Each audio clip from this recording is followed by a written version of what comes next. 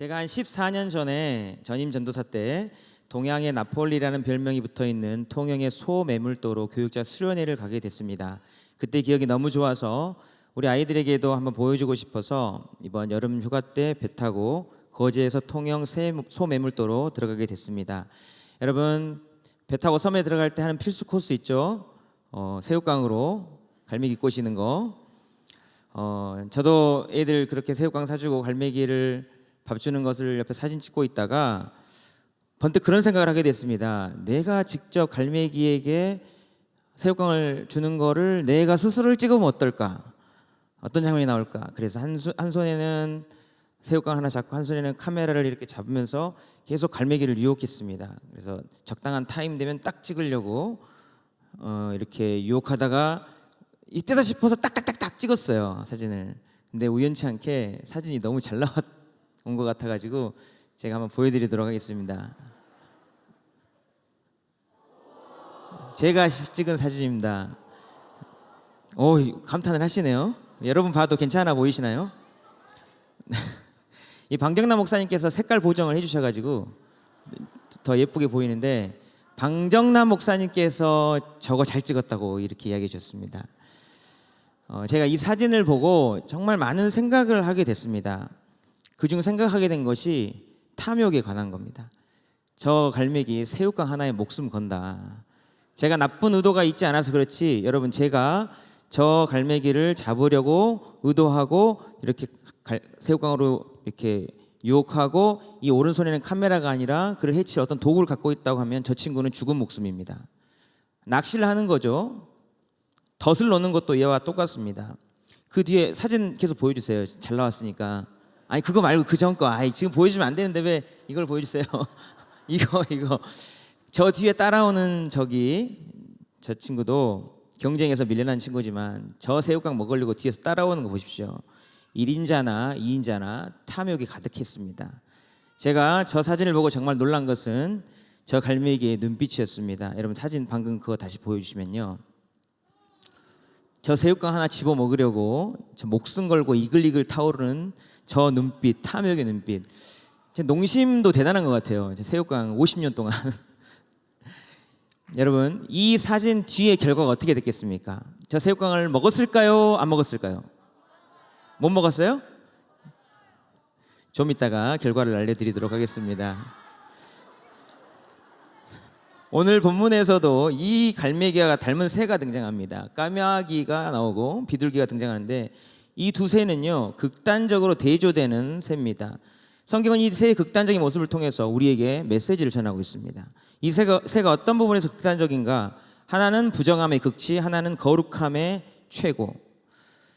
까마귀는 원래부터 부정한 동물이었습니다. 레위기 11장에 보면 못 먹는 음식들이 나오는데 거기에 부정한 음식으로 까마귀가 등장합니다. 까마귀는 본래 존재뿐 아니라 그 행동도 부정했습니다. 늘 시체를 가까이 했습니다. 잠언 30장 17절 말씀을 보면 아비를 조롱하며 어미를 순종하기를 싫어하는 자의 눈을 파먹는 동물이 까마귀입니다. 반면에 비둘기는 성경에서 최고로 거룩한 동물로 등장합니다. 하나님께 제사를 드릴 때 혹 그게 새로 드리는 번제든 속죄제든 된다면 새로 드리면 무조건 집비둘기나 산비둘기입니다. 그러니까 제사 제물이에요. 새로 드리는 제사 제물.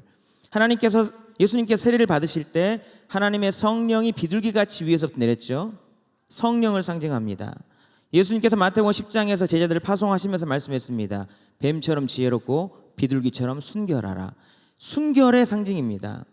이 두 새가 이렇게 극단적인 대조의 새로 등장하지만 둘이 가지고 있는 공통점이 있습니다. 뭐냐면요, 이 넓은 하늘을 자유롭게 마음대로 날아다닐 수 있다는 겁니다. 새이기 때문에. 그러나 여러분, 그가 어떤 존재냐, 그 속에 어떤 가치관과 어떤 가치를 가지고 있느냐에 따라, 그가 무엇을 추구하느냐에 따라 그의 자유와 그 하늘의 모든 것들을 마음대로 날아다닐 수 있는 능력은 정반대의 모습으로 사용되고 정반대의 극단의 결과를 가져온다는 겁니다.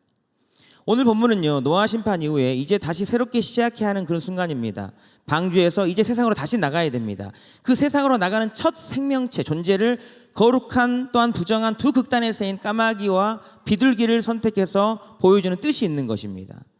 어마어마한 하나님의 홍수 심판이 있었지만 여러분, 홍수 심판 이후에 갑자기 다 거룩해진 건 아닙니다. 또 세상은 죄가 들어오고 악이 들어오고 오염돼 가고 그렇게 악해져 갈 거예요. 그때 사람들은 또 이 까마귀와 비둘기 양극단의 모습으로 나누게 될 것이라는 것입니다. 이 세상으로 나아가야 하는 당시에 그의 노아와 아들들과 노아는, 또한 그의 후손들은 결국 까마귀와 같이 살든지 비둘기 같은 모습으로 살게 될 것이라는 것을 이 까마귀 비둘기를 통해 보여주는 겁니다. 마찬가지로 이 새의 모습은 바로 세상에 나아가야 살아야 할 우리의 모습인 것이죠. 하나님이 이 말씀을 통해서 우리에게 말씀하십니다. 까마귀로 살 것인가? 비둘기로 살 것인가?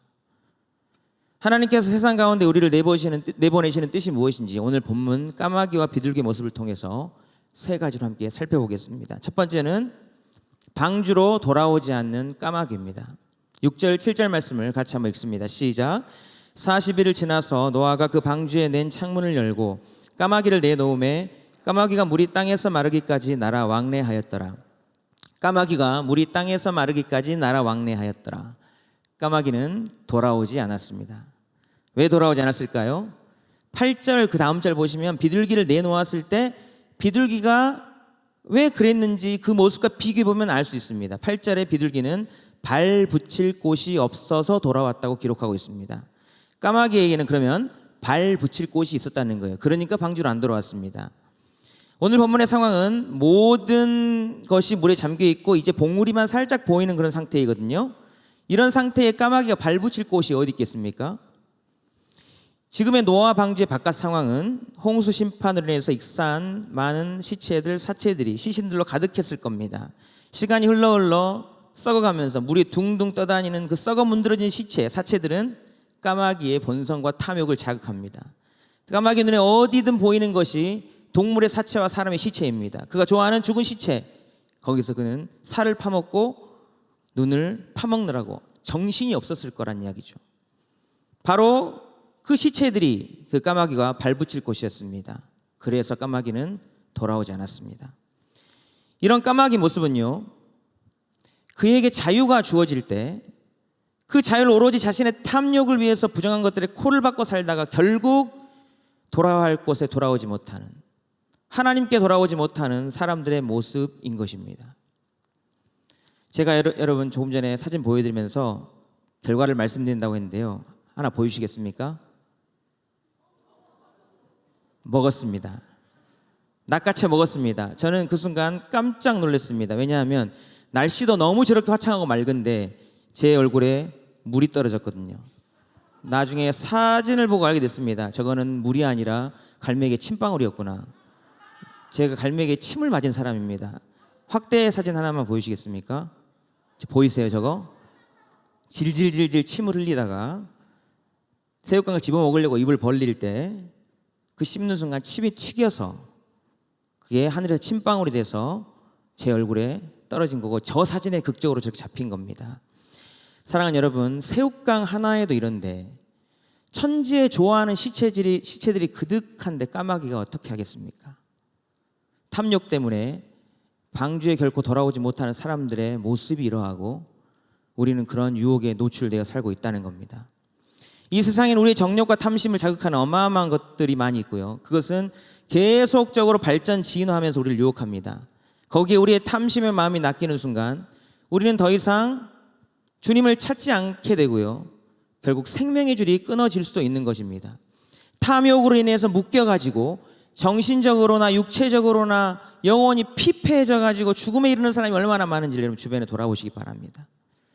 그런 의미에서 우리 안에 탐심은 우리의 생사와 직결되어 있고요, 하나님 앞에서 우리의 탐심은 영적인 생명과도 바로 연결되어 있다는 겁니다. 첫사람 아담 타락할 때 하나님 먹지 말라는 선악과를 탐함으로 저주가 되었고요, 결국 그것은 하나님을 탐하려 하는 사단의 욕심과도 같은 것이었습니다. 성경이 이유 없이 탐심이 우상 숭배다라고 말씀하는 것 아닙니다. 하나님과 결국 멀어지게 하고 끊어내는 것이 탐심이기 때문에 그렇습니다. 사랑하는 여러분, 그런 의미에서 우리 안에도 죄의 본성을 타고난 탐심의 유혹들이 있는데요, 그대로 있지 않고 거기에 코를 박고 살지 않고 회개하게 만들어주시고 주님께로 또 돌아오게 하시고 이 자리에 있게 해주시고 우리를 주님 안으로 몸된 주님의 교회로 발걸음을 인도하게 해주시는 것이 얼마나 큰 다행이고 축복인지 모르냐는 것입니다. 저를 한번 따라해 보시겠습니다. 나는 까마귀가 아니다. 성경은 우리에게 이렇게 요청합니다. 에베소서 4장 22절 24절 말씀을 같이 한번 읽어보겠습니다. 시작. 너희는 유혹의 욕심을 따라 썩어져가는 구습을 따르는 옛사람을 벗어버리고 오직 너희의 심령이 새롭게 되어 하나님을 따라 의와 진리의 거룩함으로 지으심을 받은 새 사람을 입으라. 아멘. 유혹의 욕심을 따르는 옛사람을 벗어버리고 우리의 마음 영혼이 새롭게 되어서 새 사람을 입으라고 말씀하시는 겁니다. 사랑하는 여러분, 예수 그리스도를 나의 유일한 구원의 주님으로 모시고 하나님을 온전히 예배하는 심령 가지고 죄와 탐심의 유혹들을 늘 이기시고 주님께 또 돌아오고 또 돌아오는 저와 여러분의 복된 삶이 될 수 있기를 주님의 이름으로 축복합니다. 두 번째는 방주로 돌아온 비둘기입니다. 8절 9절 말씀을 같이 한번 읽습니다. 시작. 그가 또 비둘기를 내놓아 지면에서 물이 줄어들었는지를 알고자 하매 온 지면에 물이 있으므로 비둘기가 발 붙일 곳을 찾지 못하고 방주로 돌아와 그에게로 오는지라. 그가 손을 내밀어 방주한 자기에게로 받아들이고. 아멘. 이 본문에서 알 수 있는 중요한 두 가지 사실이 있습니다. 하나는 비둘기는 까마귀에 달리 발 붙일 곳을 찾지 못하여 돌아왔다는 거고요. 또 하나는 노아가 돌아오는 비둘기를 자기 손을 내밀어서 이렇게 받아들였다는 겁니다. 발 붙일 곳이 없어서 돌아왔다는 거는 어찌 보면 안타까운 것 아닙니까, 여러분? 누군가는 이런 것이 때로는 절망적인 상황으로 느껴질 수 있어요. 경쟁하다가 도태됐습니다. 이 메인 흐름이 있는데 거기에서 밀려났어요. 어떤 내가 속해야 되는 공동체가 있는데 거기에서 소외됐습니다. 이런 거잖아요. 사랑하는 여러분, 그런데 만일 그가 거룩한 상태로 구별되었기 때문에 부정한 곳에서 도저히 발을 붙일 수가 없게 되었다면 그는 소외되었다 해도 그것이 축복인 겁니다. 까마귀는 방주로 돌아올 생각을 못할 정도로 시체를 파먹느니라고 정신이 없었고요. 그 순간은 너무 좋았고 너무 즐거웠고 너무 만족했을지 모릅니다. 그러나 그것은 재앙이었습니다. 그러나 비둘기는 그런 상황, 그 물이 떠다니는 그 시체 안에서 결국 자리 둘 곳을 없는, 발 둘 곳 없는 그런 상황이 견딜 수가 없었어요. 밀려나고 벗어난 것 같습니다. 그러나 부정한 것이 견딜 수 없어서 방주로 돌아올 수밖에 없는 것이기 때문에 그는 결국 그 비둘기는 축복이라는 것입니다. 왜냐하면 그것이 부정함과 구별된 거룩한 존재라는 증거이기 때문이죠. 맞습니다, 여러분. 실제로 세상에서 자신의 탐욕의 본성을 따라 사는 것보다 거룩성을 지키며 사는 것이 훨씬 더 힘듭니다. 너무 당연합니다. 생명의 길은 좁은 길이고 좁은 문이기 때문에 그렇습니다. 같은 무리에서 100명 중에 99명이 나쁜 짓을 하고 있는데 나만 구별돼서 거룩하게 살겠다. 그게 옳다고 생각하면서 그렇게 하는데도 그 안에 있으면 그 사람 바보 취급 당할 수 있는 거잖아요. 다 그렇게 살지 않는데 나만 그렇게 유별나게 사느냐? 말씀대로 살려고 왜 발버둥 치느냐? 말씀대로 그렇게 순종하면서 철저하게 지키면서 사는 그 삶이 뭐 그렇게 산다고 하면 당장 나아지는 게 뭐 있느냐? 이런 시선들과 이런 생각들 때문에 정말 세상에서 구별된 크리스찬으로 살기는 것이 때론 외롭고 힘들 때도 있다는 것입니다. 그러나 여러분, 우리 하나님 살아계십니다. 우리 하나님 거룩하십니다. 그렇기 때문에 결국 하나님 편에 거룩하게 선 자가 승리하게 될 줄로 믿습니다. 하나님 요즘 우리에게 말씀하십니다. 내가 거룩하니 너희도 거룩하라. 그것을 믿고 하나님 믿기 때문에 이거를 포기할 수가 없는 것입니다. 진짜 그리스도인의 사람이라면 그래서 죄 짓는 것, 타락하는 것, 그 안에 함께 속하는 것, 짝하는 것 견딜 수 없어야 되는 겁니다. 온갖 세상의 죄와 부패와 타락과 역겨운 것들 보면서 더 이상 발붙일 곳을 찾지 못하고 그럴수록 더욱 방주로 주님께로 돌아와야 하는 겁니다. 다행이고 감사한 것은요, 이 외로운 비둘기에게 돌아올 방주가 있었다는 거고, 방주로 돌아올 때 노아가 손을 내밀어서 그를 받아들였다는 겁니다. 저는 이 말씀을 읽으면서 우리 주님이 생각났습니다. 그리고 우리 주님의 말씀이 생각났습니다. 수고하고 무거운 짐진 자들아 다 내게로 오라. 내가 너희를 쉬게 하리라. 사랑하는 여러분, 주님 닮은 거룩한 모습이 저와 여러분 가운데 있게 되기를 축복합니다. 언제든 세상에서 발붙일 곳을 찾지 못해서 주님께로 돌아올 때마다 우리 주님은 언제든 우리를 반겨 맞으시고 우리를 환영해 주신다는 사실을 기억하시면서 세상에서 힘써서 거룩의 싸움을 해 나아가시고요, 늘 반겨 맞으시는 주님께 돌아와서 날마다 새 힘 얻는 저와 여러분의 복된 삶이 될 수 있기를 주님의 이름으로 축복합니다. 세 번째는 감람나무 새 잎사귀를 물고 온 비둘기입니다. 10절에 보시면 노아는 7일을 기다려서 비둘기를 다시 내보냅니다. 7일간 위로하고 다시 보낸 것 같아요. 이번에는 비둘기가 어떠했는지 11절 말씀을 같이 한번 읽어보시겠습니다. 11절입니다. 시작. 저녁 때에 비둘기가 그에게로 돌아왔는데 그 입에 감람나무 새 잎사귀가 있는지라.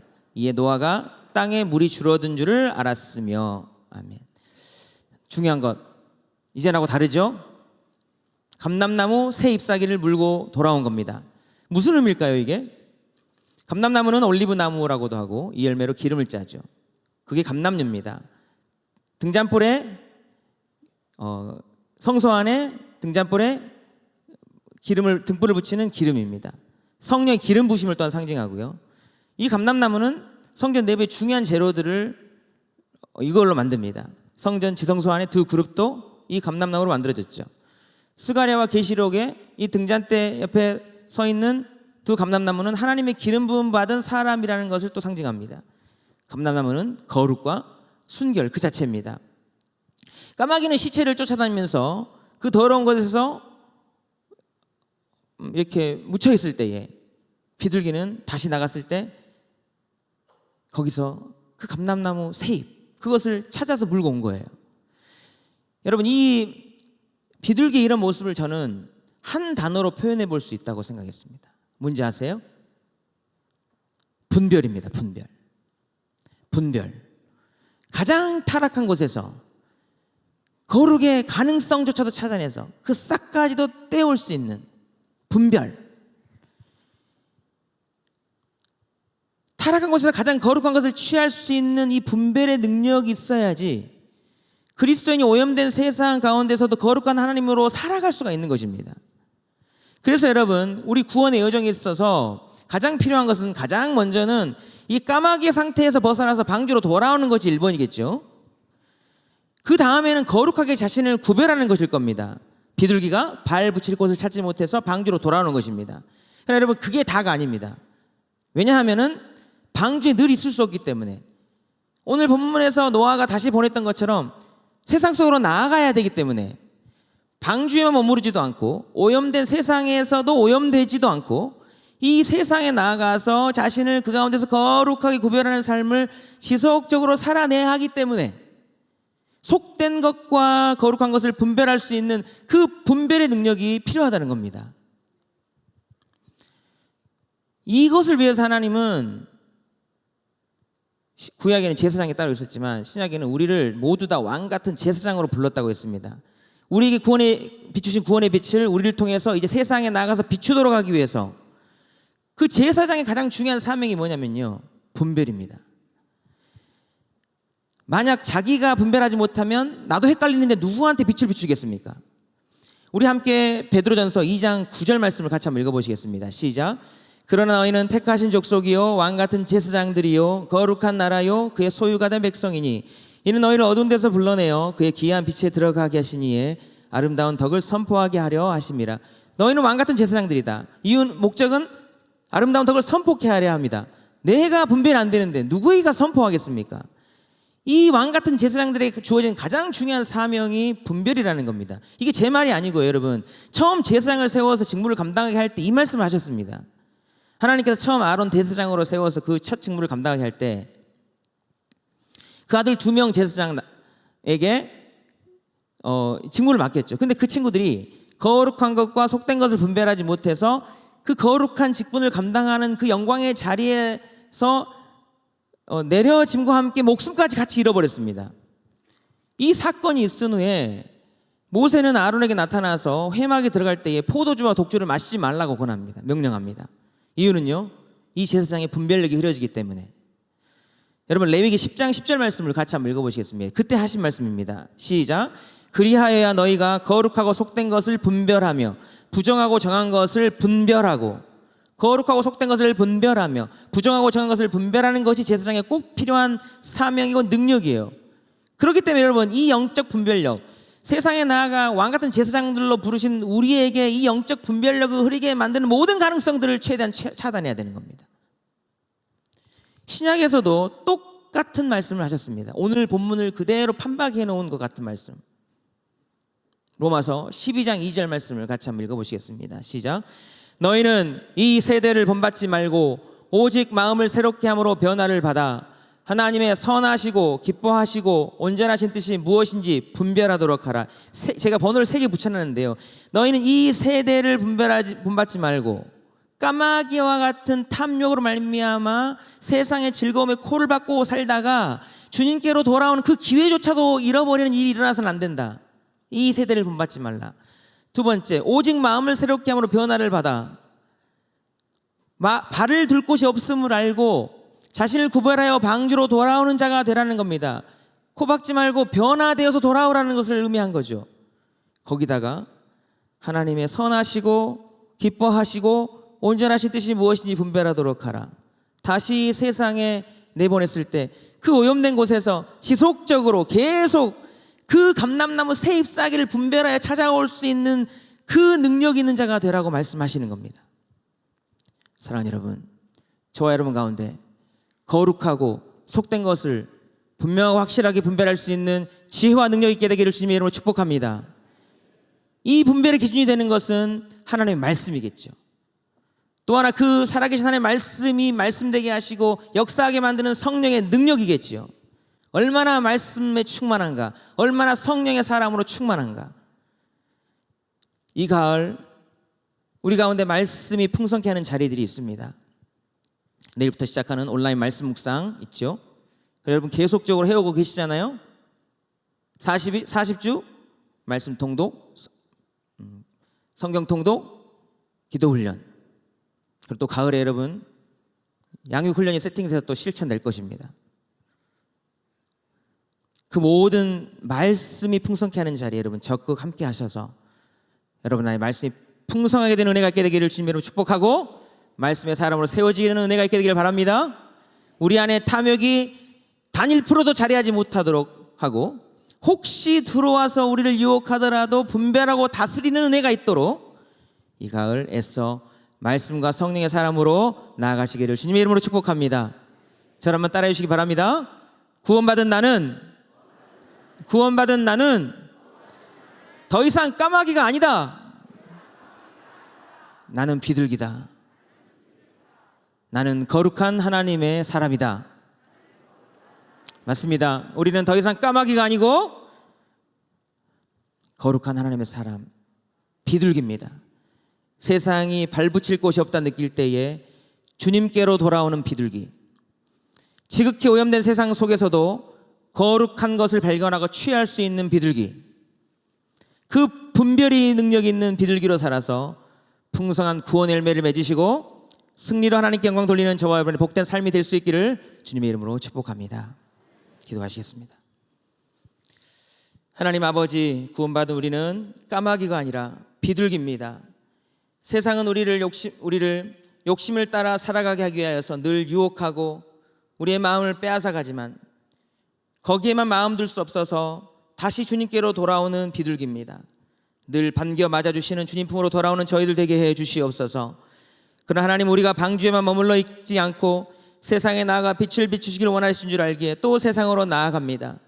부정한 것들이 많은 세상 속에서도 거룩한 것들을 분별하여 취할 수 있는 말씀과 성령의 사람이 되게 하시고 어두워진 세상에 밝은 구원의 빛을 전하기에 부족함 없는 영적 제사장들 되어 살아갈 수 있도록 축복해 주옵소서.